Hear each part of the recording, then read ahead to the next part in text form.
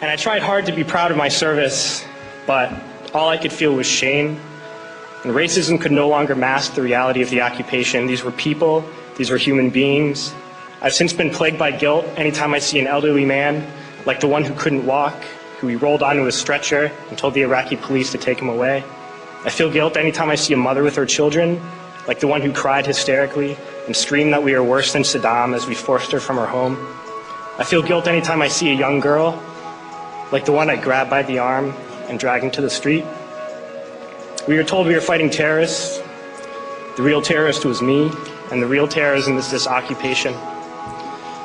Racism within the military has long been an important tool to justify the destruction and occupation of another country. It has long been used to justify the killing, subjugation, and torture of another people.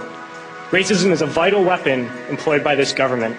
It is a more important weapon than a rifle, a tank, a bomber, or a battleship. It is more destructive than an artillery shell, or a bunker buster, or a Tomahawk missile. While all those weapons are created and owned by this government, they are harmless without people willing to use them. Those who send us to war do not have to pull a trigger or lob a mortar round. They do not have to fight the war, they merely have to sell the war. They need a public who is willing to send their soldiers into harm's way. They need soldiers who are willing to kill and be killed without question. They can spend millions on a single bomb, but that bomb only becomes a weapon when the ranks of the military are willing to follow orders to use it. They can send every last soldier anywhere on earth, but there will only be a war if soldiers are willing to fight. And the ruling class, the billionaires who profit from human suffering, care only about expanding their wealth, controlling the world economy.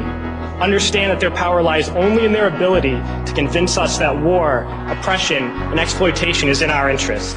They understand that their wealth is dependent on their ability to convince the working class to die to control the market of another country. And convincing us to kill and die is based on their ability to make us think that we are somehow superior. Soldiers, sailors, Marines, airmen have nothing to gain from this occupation. The vast majority of people living in the U.S. have nothing to gain from this occupation. In fact, not only do we have nothing to gain, but we suffer more because of it. We lose limbs, endure trauma, and give our lives. Our families have to watch flag-draped coffins lowered into the earth. Millions in this country without health care, jobs, or access to education must watch this government squander over $450 million a day on this occupation.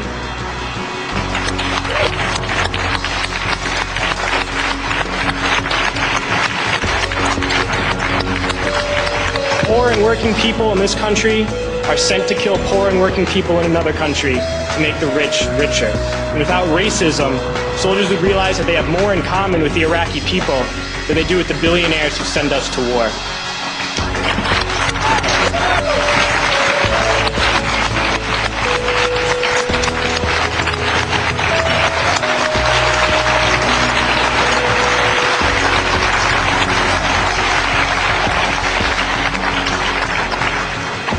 I threw families onto the street in Iraq, only to come home and find families thrown onto the street in this country, in this tragic and unnecessary foreclosure crisis. We need to wake up and realize that our real enemies are not in some distant land. They're not people whose names we don't know and cultures we don't understand. The enemy is people we know very well and people we can identify. The enemy is a system that wages war when it's profitable. The enemy is the CEOs who lay us off from our jobs when it's profitable. It's the insurance companies who deny us health care when it's profitable. It's the banks who take away our homes when it's profitable. Our enemy is not 5,000 miles away. They are right here at home. If we organize and fight with our sisters and brothers, we can stop this war, we can stop this government, and we can create a better world.